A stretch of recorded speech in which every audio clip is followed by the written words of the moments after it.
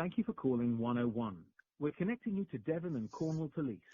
If you require an alternative force, press hash.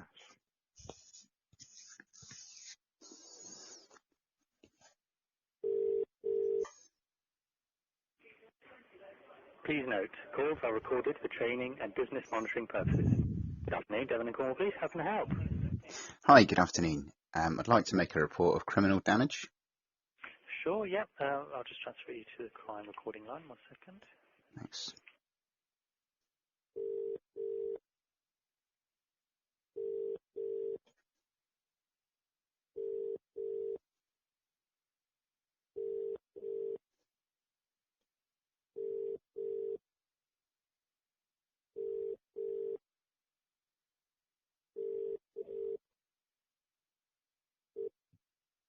We are sorry that our team is busy with other calls, including emergencies, at the present time. But you can report a non-urgent crime through the Contact Us section of our website for us to follow up with you later. This helps us prioritize emergency calls and may help you make a crime report without having to wait on the line, and the details of any witnesses.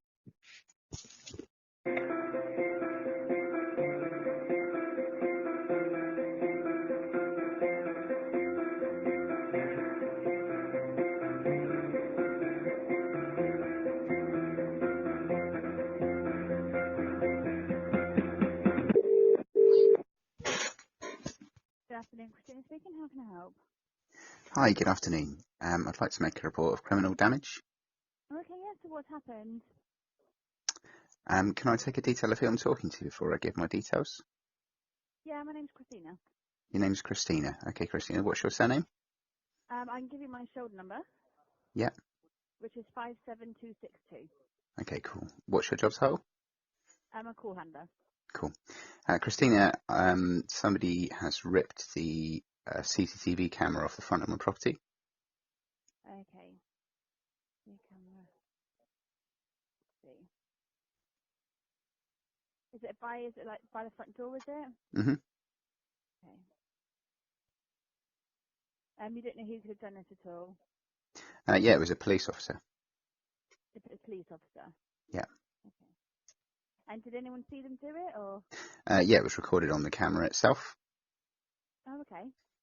Do you have any details of the officer who did it? Well, it was unfortunate that a lot of the officers on the day, there were several officers that came to force entry to my home. I asked them for their badge numbers and for their identification, and all of them refused. But you could see on the camera itself the guy who had refused to show his ID and refused to give his badge number. His shoulder number was 5991. I did ask another officer attending at the scene at the time why he'd done it and what had happened, and he denied that it had happened. Tried to lie to cover up the officer's actions. Okay.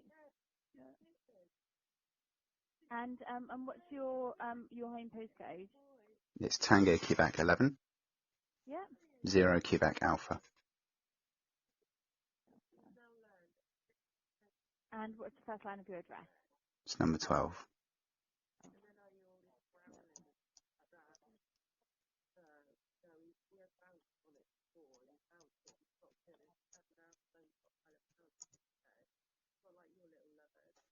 And that's is at Market Close, is that right? That's correct. Okay. And can I take your name? Yeah, it's Brodie McLeod. Do you want me to spell that? Yes, please. Yeah, it's BRODIE Yeah. MACLEOD.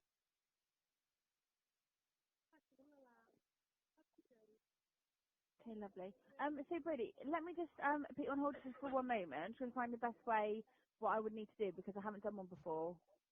You've never recorded a crime? Yeah, I have, but not obviously for when police have done it. Okay. So I'm just going to put you on Oh, I hold see. for 1 moment. Does All right. it, does it make a difference if it's a police or a normal person?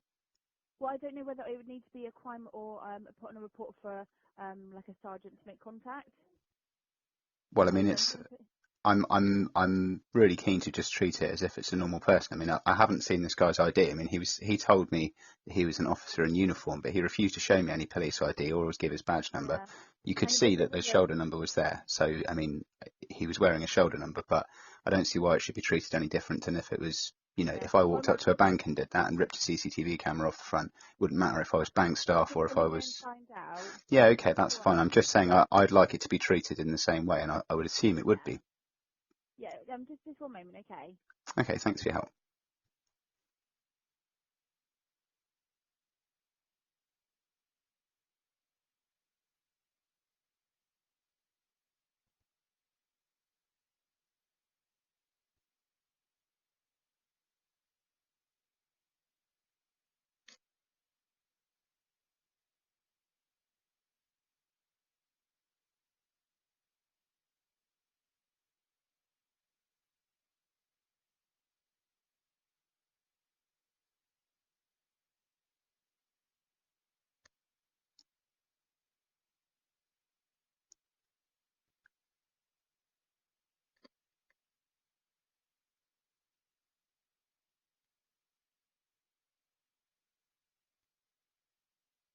Hello, sorry to keep you waiting there.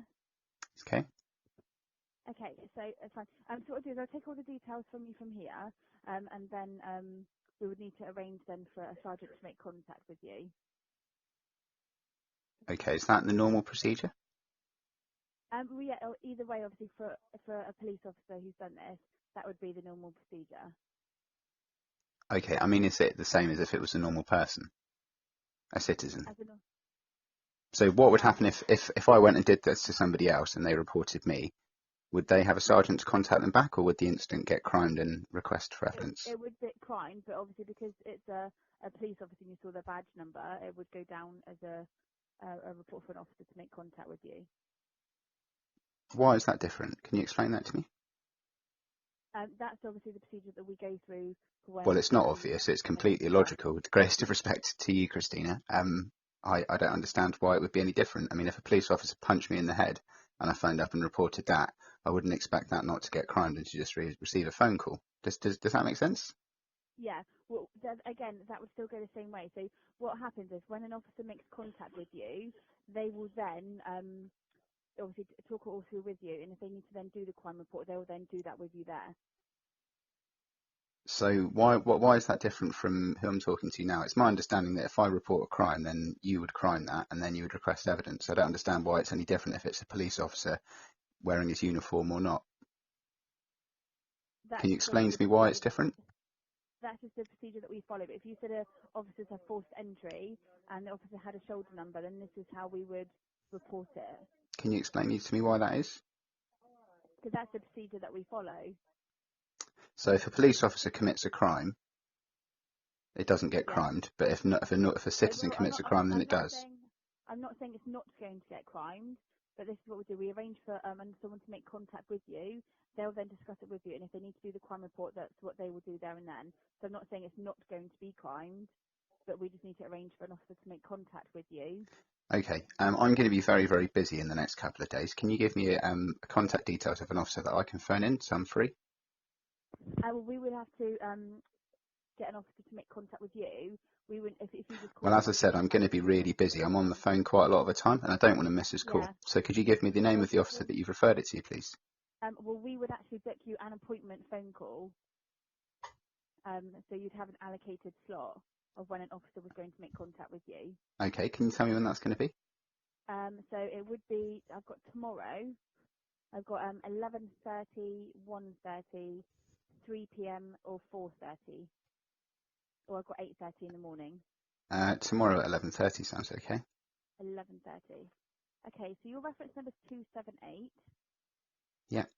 Okay, so that's down for them to make contact with you at 11:30 tomorrow. Reference number is 278. Okay. And that's today's date. Is that a log number or reference number? That's a log number. Okay, cool. Can you give me the name of the officer that's going to be contacting me? I don't know. It gets allocated on a day to an officer. At the moment, I wouldn't know who that would be. Okay. If I attend a police station and just go and make the report in person, is that something I can do instead? They would probably refer you because obviously at the moment we've done this report for the reference to Yeah, your but I mean, if reference. there's a good chance that I'll be in the vicinity of a police station tomorrow by about 11:30, so it would make sense I could just go to the front desk and I could hand in the physical evidence then as well. Obviously, you can give them the log number to say that you've reported it on here, but like I said, the officers will be calling you at 11:30 tomorrow morning.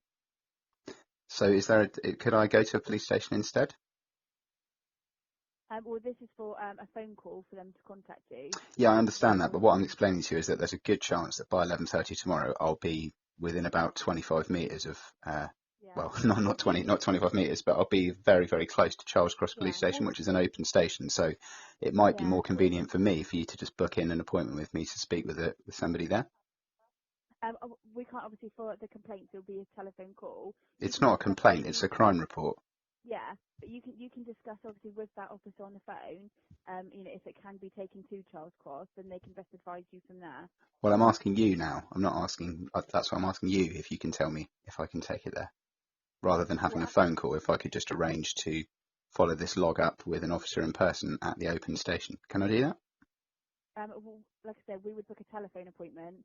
I know you would, but I'm asking if it's possible to book a face-to-face appointment as I'm going to be near a police station anyway. Is that a possibility?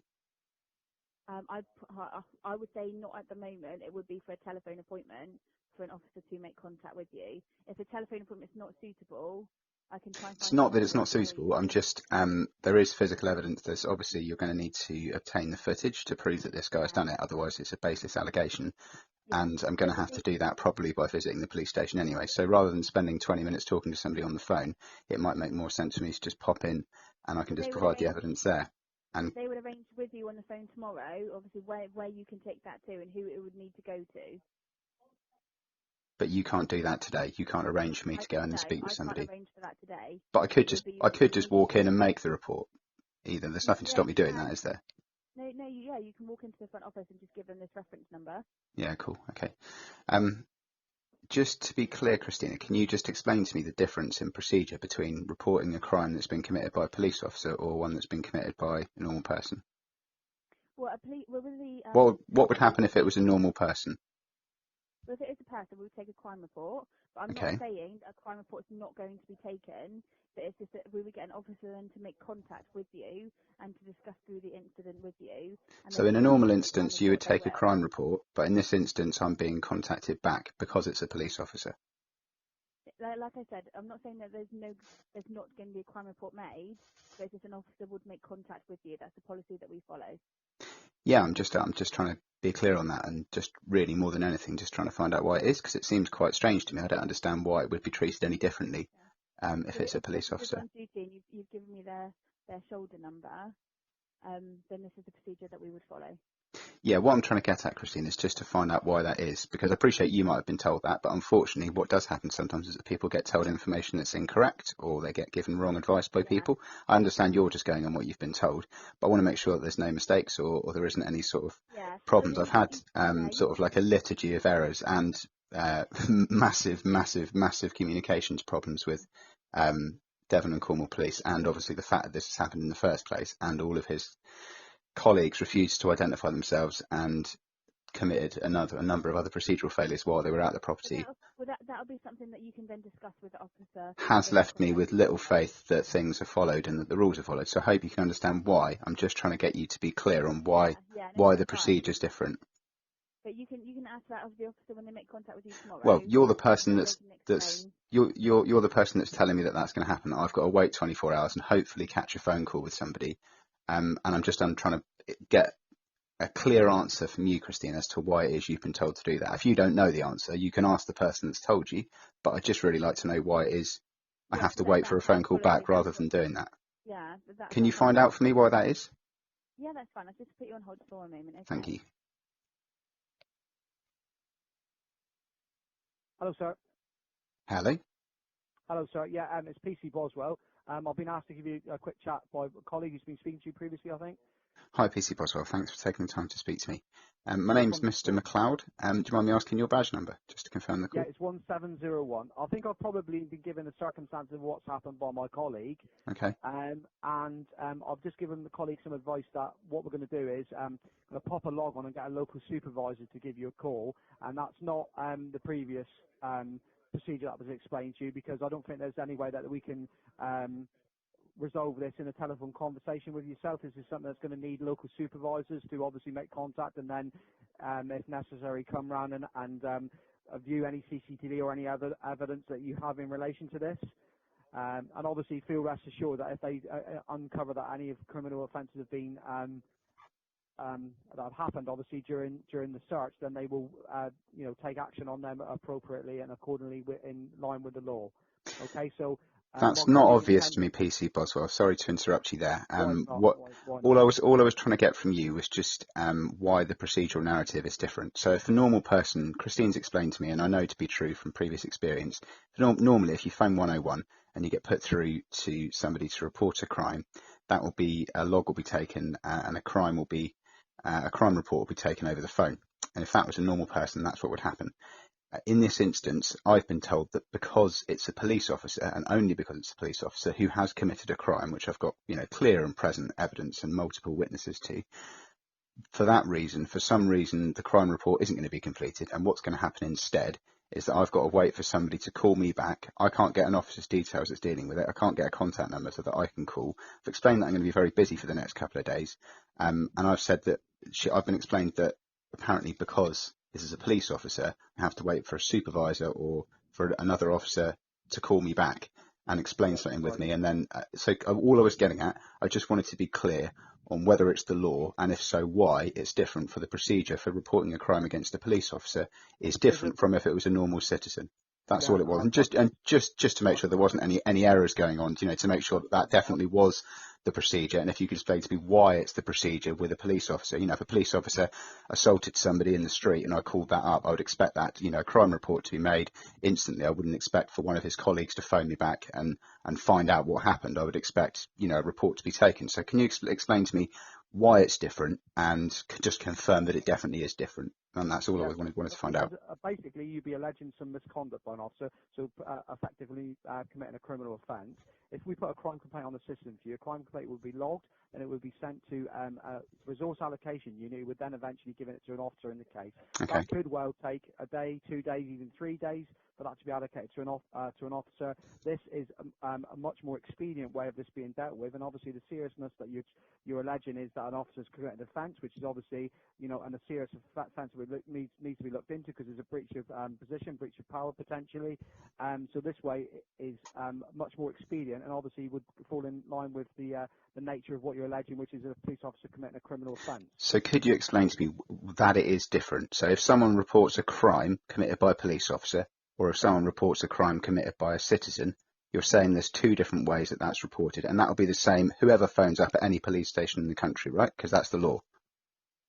Well, what I'm saying to you is, you're alleging that we have a criminal offence committed by a police officer. Yeah. So therefore, what I'm saying to you is, because of the serious nature of the allegation, as in you've said that a police officer, whilst on duty in uniform, has committed an offence. So we need that to be looked into as soon as possible. Normally, with a criminal offence, criminal damage, what we do is we have potentially a named or an unnamed offender, depending on the set of circumstances. Mm. We would crime it. It would be allocated to an officer who would come and visit you. They view the CCTV. If we didn't know the offender, they would then obviously circulate those details in order to try and identify an offender. And then we would obviously take a statement from you from the fact that you've had the damage committed and you haven't given anybody permission to do that. And then that would be used in evidence when we question the person who was responsible for the criminal damage, if it was there. What I'm getting at is just really simply why it is I'm getting a call back and why it is it's not being crimed on the phone. Well, the reason you're getting a call back is that someone can come along to you and visit you and find out the circumstances of what's happened. And that would be a supervisor in this set of circumstances. I'm not saying it would be the supervisor of the officer that's committed the offence. It would probably be somebody different, obviously for the nature of balance and fair, to make sure there's no, there could be no sort of suggestion that this being treated differently because it's the officer involved supervisor. Now, what we're saying is the same with any complaints that we deal with over the phone. I wouldn't be able to deal with one where someone's alleging an offence against an officer because it's of a serious nature, and that's therefore why we would do it in this manner. So you'd get obviously a faster response, and also it could be looked into, because if what you're saying is true, would we want a police officer to continue to be carrying out his duties for potentially another 2 or 3 days, waiting for an officer to be allocated to his crime complaint to look at, and effectively maybe out there committing more offences? If we've got someone who's employed by the force and they're committing offences whilst on duty, then obviously we would want them to be dealt with ASAP, so that didn't continue to happen. So what you're saying is that rather than a crime report being taken over the phone and it being allocated to the caseload of an officer to deal with, you're saying that what's happened here is that you've decided not to take a crime report and to expedite it. That's right. Okay. I'm conscious that if I do receive a phone call from somebody and it still hasn't been crimed, then that might actually have the opposite effect. From my understanding of the narrative you've just explained to me, that's counterproductive. So if I phone up and I speak with you guys on the phone now and I gave you all the details, and then you referred that to be allocated to an officer's caseload, in my understanding that would be quicker, because if I have the same conversation I've just had with Christine with somebody tomorrow, or the same conversation I could have with Christine tomorrow, it really makes no difference whether we do it now or then, but it almost seems counterproductive to not make the report of the crime and then have it. If you want to prioritise it as a priority crime, surely you could deal with that at local level or at administration within the. Well, I can assure you, if this log's put on, it's sent to local supervisors. But it hasn't been put on, is what I'm saying. From what you've told me, is that there is no report created. You're just not reporting it and then saying someone's going to call me, and rather than reporting it and then. No, because you continue to talk and you won't let me talk, so you don't listen, so therefore you can't retain the information. What I'm saying to you is there's a log on which will fully cover what you said, what you're alleging, and that will go to a local supervisor today, and he will call you today, so this can be looked into. Now, if we put a crime complaint on, it will go to a resource allocation unit, which is different than a log, and it will then go on an officer's workload, which could take quite a while, and it's not a process that we follow. Because of the seriousness of an allegation against a police officer, it will be dealt with today. A log will go on, it will go to a local supervisor to contact you back, and therefore you will get immediate response, as in today, someone will contact you and discuss the matter in hand. Now, that is going to be a more expedient way than us putting a crime complaint on. Now, when the sergeant's spoken to you, there's actually no issue whatsoever in a crime complaint being raised if there's one needed, and that will be investigated expediently because of the nature of the allegation of that being against a police officer. Now, that's the process it's going to follow, because, like I said, it's not a good practice for us to put a crime complaint on and for you to have to wait potentially for days for contact. The allegation is against a police officer, and like I said, we don't want somebody out there who's potentially committing other offences if that's what's happened. So this is the fastest way to do it. It's not being brushed under the carpet, because there's an official police log, which you'll be given a number, which says what your allegation is. So you can feel rest assured that it will be looked into as it should be, because it's a serious allegation against a serving member of police force. Okay? Yeah, I mean, I'm not 100% sure the guy worked for Devon and Cornwall Police. He didn't have any identification, and he refused to show it several times on request. But it's not extremely serious in nature, but it's certainly gross misconduct in terms of his policing contract, and it's very, very, very. Yeah, I mean, if someone commits an offence whilst they're on duty, then obviously it is very serious, sir, and that's the way that we'd be dealing with it. So if I can hand you back to my colleague. So you're saying that I'm going to get a call today. Your colleague said that I'm going to be getting a call at 11:30 tomorrow. No, because like I said, I said to you at the start of my call, my colleague came and asked me some advice, and I said, in this sort of circumstances, it's not suitable, because normally what happens, I work on a team where we call people back who've been dissatisfied from the service they might have received from the police, in whichever way that might be. But we cannot deal with allegations of an assault. An offence committed by an officer, because in the very nature of it, it needs to be looked into by a local supervisor, because all we're looking to do is look, maybe somebody hasn't been updated about a crime, or maybe somebody is unhappy about the amount of time they've taken to hear from a police officer. We're dealing with like low-level dissatisfaction. This isn't about low-level dissatisfaction. This is you're alleging an offence has been committed by a police officer, and that is not suitable for me to give you a call back about tomorrow. This needs to be dealt with by a local supervisor ASAP. Okay, well, Christine and I have arranged for an officer to speak with me tomorrow at 11:30. That's fine. She can cancel that one. That's not a problem. That appointment can be cancelled. and obviously this one will be switched across for a local supervisor to look at ASAP. Obviously, in terms of the person you dealt with, you need to give Christine the a maximum amount of information you need, so she can obviously get it forwarded to the right officer. Okay. Okay, so you're saying that I'm going to get a call today instead? That would be my impression. Like I said, it go to a local supervisor for them to pick up ASAP because of the nature of what you're alleging. But this is going to be an inbound call. There's no way of me arranging or finding out the officer that's going to be dealing with it, or? It will be the local supervisor, the local duty sergeant. I should imagine will be the first one who makes contact. Because that will be the difference in a normal situation. If something is crimed and you don't choose to expedite it, which I respect you've done in the interest of efficacy, what would normally happen is that you would have the name of an investigating officer and the contact details, so that if they try to call me and I miss their call, I can phone back and I don't have to rely on them leaving me a voicemail or getting a text message or the whatever. other issue with that is, of course, that when it's first crime, if Christine was to do it the other way and we take a crime complaint from you now, it would be crimed and we would be forwarded to a crime allocation unit. So actually, you wouldn't get an officer in the case at this stage. You wouldn't get that until it had been allocated to someone. And like I said, sometimes that could take up to 48 hours, and you wouldn't. Eventually, the officer would make contact with you and they'd introduce themselves and obviously say that they were the officer in the case from this point forward. But you wouldn't get that instantly at the moment we record a crime complaint. That would come further down the line. So this is in terms of the allegation what you're alleging and also the seriousness of it, this is the most expedient way and the best way for this to be, for you to get early contact and hopefully early resolution as well. Okay, Christine told me she had no scheduled slots today that I could arrange an appointment time. How are we going to get around that?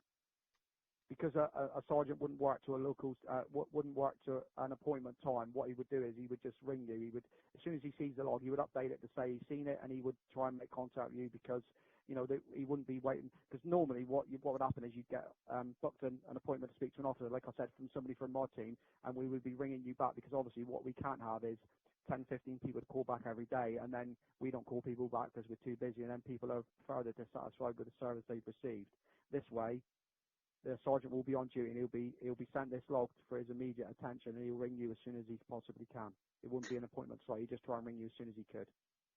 Okay, so is there any way that I can get details of an officer that's going to be allocated the case before it happens, or is it going to be done on an ad hoc basis? Well, I think you will be given, once the sergeant's made contact, he will obviously discuss. Yeah, but what I'm saying is, if I don't, PC Boswell, if I don't receive the call or if I miss the call and he doesn't leave me a voicemail. You'll have a log number which you can ring back and quote, and then I see. So if I just give the log number, I'll be able to find out who it's been assigned to and request to speak to them on an outbound call. I mean, what'll happen is whoever deals with the log from this point forward, when all the updates go on it, every time they have a dealing with that log, they should then put an update on it. So That's if right. you ring back, somebody should be able to read through the log and find out what's been done and who's currently dealing. So and the sergeant, to be honest, if he rings you and he can't make contact, he'll leave you a voicemail giving you his number and probably contact details anyway. Yeah, I mean, I'm sure I'll be around to receive the call. It would just be good if we could sort of arrange like a rough time. Is there any way that can be done without booking in an appointment schedule? I mean, say 2 o'clock or 3 o'clock or whatever, just so we don't miss each other. Probably not at this stage. And like I said, Christina might be able to keep an eye on the log and give you a call back if someone puts an update on there to say that it's been sent to a certain sergeant. But at the moment, like I said, I would have no idea of who would be the duty sergeant who would be making contact with you at this stage. And obviously, like I said, they'd be doing it at their various earliest convenience due to the allegation. Yeah, I mean, that's brilliant. I mean, as I said, it's not extremely serious, but I'm certainly, very, very unhappy, and it was really unprofessional. So I think it's definitely something that I want to proceed with. So I appreciate you doing your best to try and make sure that happens in a timely fashion, and I look forward to hearing from the officer later on. I'll hand you back to my colleague shortly. Thank you. If you just hold the line a second.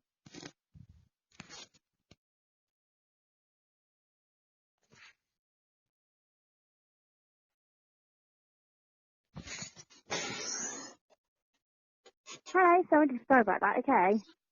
So what I've done, are you still there? I am. Okay, so what I've done is I've cancelled that appointment, and we'll get all the details, and like I said, we'll send that through to the sergeant, okay?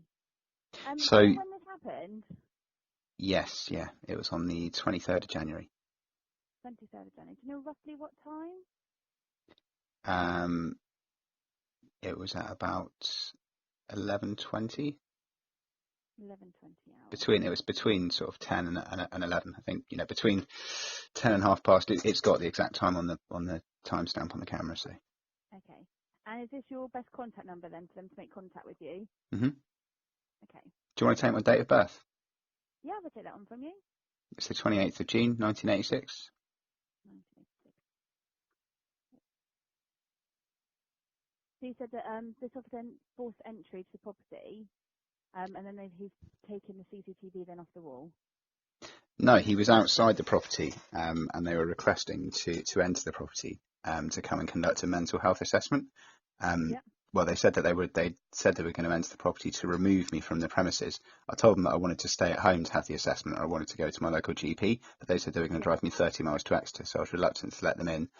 They were serving a Section 135 warrant, but they treated it as if it was a Section 136. So while they were outside the property and I was asking them to identify themselves, several of the officers refused to give their badge numbers or give their names and were sort of hiding when I was trying to take images of them for my own security. And then the guy sort of saw that there was a camera there, and then at one point tried to sort of move it and then went back a second time and then just completely ripped it from its hinges, which he only did to try and cover his own identity and to cover their actions, which were completely illegal. And then one of his colleagues, when I asked what had happened and why it was they'd broken the camera on the front door, he just shrugged his shoulders and tried to deny that anything had happened and said that it was nothing to do with them. But obviously the camera was running and you can see both his shoulder number and the guy's face pretty clearly as he's doing it. So shrugged shoulders and denied this had Yeah, I mean, happened. that's not a crime. I mean, it's kind of relevant, but it's not really, Yeah. And you said the shoulder number is 5991. I did.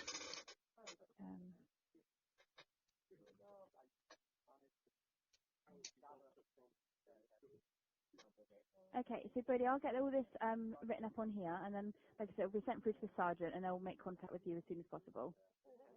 Okay, but you don't know who that's going to be or when that's going to be. No, I can, like I said, I can keep an eye on the log, and once it's sent through, then if I've got a name of a sergeant, then I can always try and call you back and just advise you who it will be. Yeah, okay, but your colleague said this is going to be today. He said, I told him that we'd booked for 11:30 tomorrow, and Yeah, I've he said, cancelled that. That's completely cancelled. So this will go through to the duty sergeant today, and they will make contact with you as soon as they can. okay, and if I miss the call, I can just phone back and ask for 278, and then that will have been assigned an officer by then. Yeah, and then we'll hopefully if it's got the duty sergeant's number on there, who's the duty sergeant for today, they will then try and call them back and see whether we can try and put you through. But the duty sergeant will also try and make contact again with you if you miss their call. Okay, cool. All right, thanks so much for your help. Okay, thank you. Thank you. Bye. Bye.